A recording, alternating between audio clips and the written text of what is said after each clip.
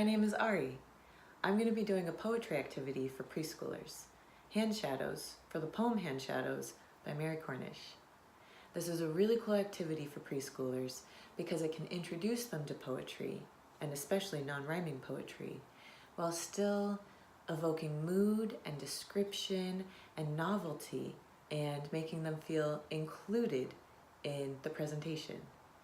It's appropriate for preschoolers or elementary schoolers, and I'll show you ways to adapt it for elementary school students later. But first, I'd like to show you my materials. The first thing I did was print out the poem and highlight and underline special prompts that I'm going to be using.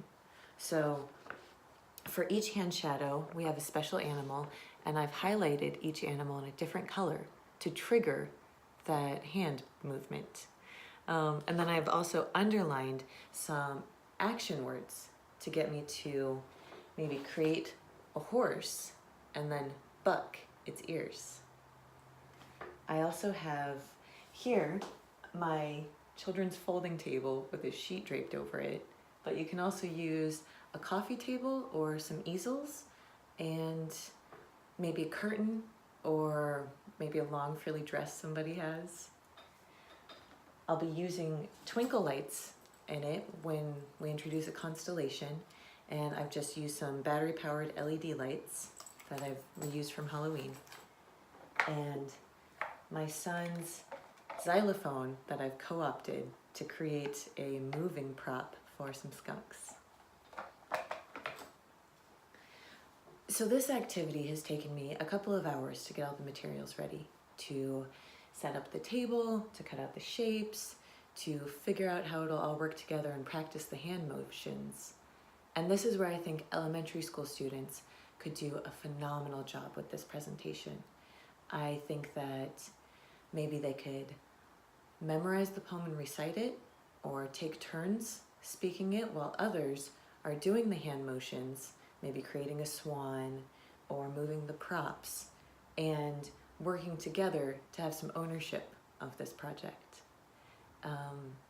My goal for this is partly in the novelty of introducing them to poetry in a fun way, but also to encourage them to expand their horizons and to see literature as something that can have a lot more meaning and depth in their lives and not just something they have to memorize.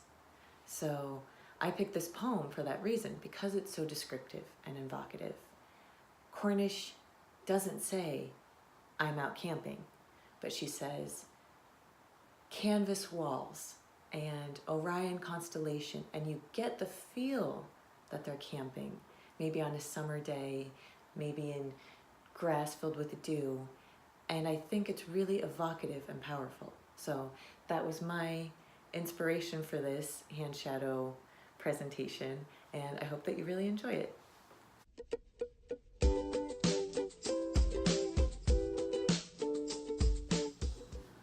My father put his hands in the white light of the lantern. His palms became a horse that flicked its ears and bucked.